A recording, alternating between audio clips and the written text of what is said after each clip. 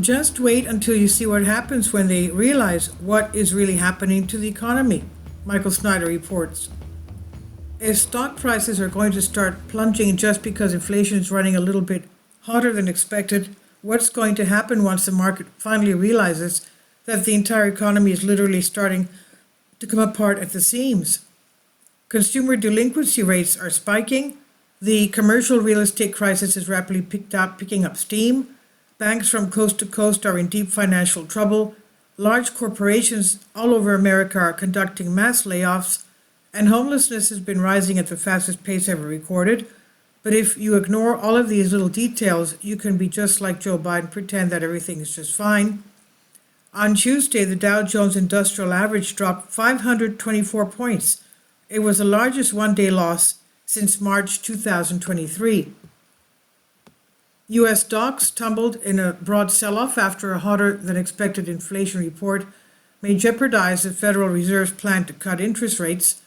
The Dow Jones Industrial Average fell 524 points, or 1.3%, trimming a deficit of over 700 points reached during the session.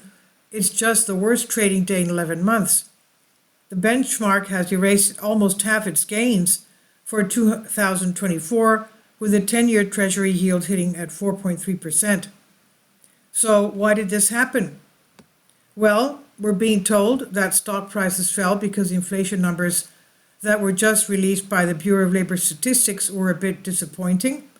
The latest consumer price index revealed that prices rose by 3.1% for the 12 months ended in January, according to the Bureau of Labor Statistics, the data released on Tuesday. On a monthly basis, CPI rose by 0.3% last month. Both measures came in hotter than expected.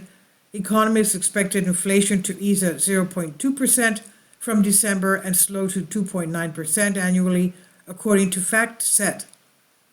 Honestly, I don't know why anyone gives those numbers any credibility anyway.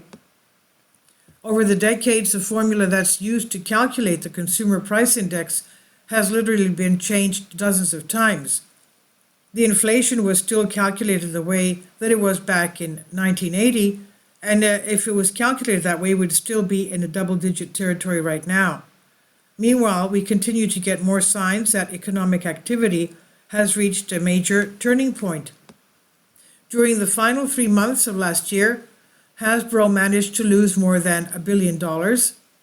For the last 3 months of 2023, Hasbro lost $1.06 billion, or $7.64 per share, drastically wider than losses of $128.9 million, or 93 cents a year earlier. After major adjustments related to goodwill and intangible assets, the company reported adjusted earnings per share of 38 cents, still well below analysts' estimates. For the full year 2023, revenue declined 15% to $1.29 billion, including double-digit sales drops in its consumer products and entertainment segments. I know that times are tough, but I have no idea how a company like Hasbro can possibly lose more than $1 billion in just 3 months. We're talking about a level of incompetence that is absolutely staggering. Do they have Joe Biden running the company? Because I don't know how else to explain it. Hasbro says that it plans to reduce costs by $750 million by the end of next year, and that means that more mass layoffs are coming. The company now expects to cut $750 million in costs by the end of 2025, up from a previous target of $350 million to $400 million. In December, the toy maker laid off 1,100 employees after it had already cut 15% of its workforce earlier in the year. Of course, lots of other big names are laying off large numbers of workers as well. In fact, I was quite surprised to learn that Paramount has decided that it is time for hundreds of their employees to hit the bricks. Paramount Global is laying off hundreds of employees just one day after the company announced CBS had record Super Bowl viewership.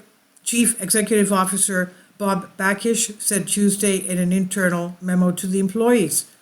Paramount will lay off about 800 people, or an estimated 3% of its workforce, according to a person familiar with the matter.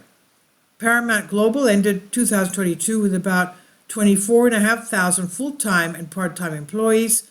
The days when it was easy to find a decent job are now gone. Right now, corporate executives are discussing layoffs during earnings calls at a higher rate than we have ever seen before. U.S. companies are discussing cost control, hence layoffs, on earnings calls at a record rate amid a push to reallocate funds and invest in new technologies, according to an analysis by Morgan Stanley strategists. Transcript mentions of operational efficiency are at highest ever in the U.S. during this earnings season, as companies focus on expense discipline, but also invest in technologies that can drive future productivity like AI.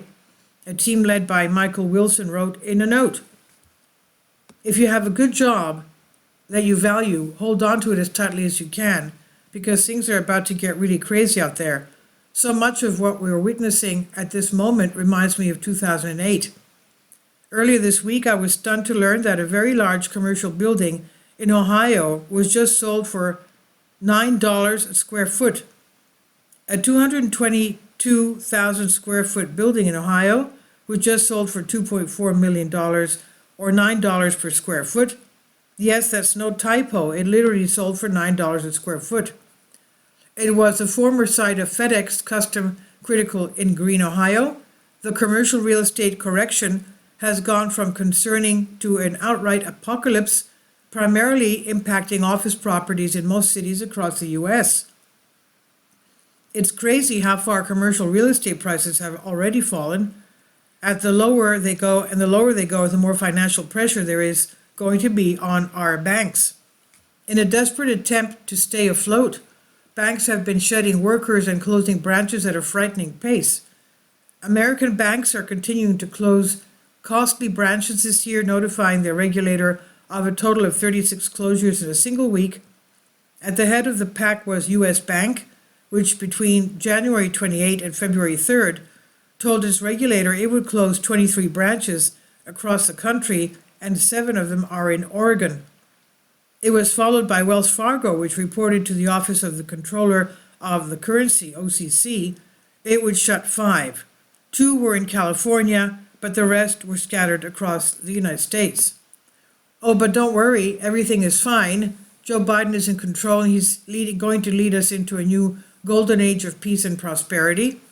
Of course, if you actually believe that nonsense, there's a bridge in California that I would like to sell you.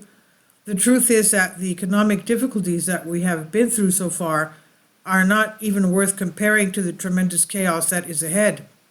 This crisis has been percolating for a number of years, and now we've finally reached a boiling point. This is by Michael Snyder on the Economic Collapse blog. Please leave your comments. Thank you for your support. And this is by Michael Snyder. He says about the author, my name is Michael Snyder, extremely controversial new book entitled Chaos, available on paperback and for Kindle on Amazon.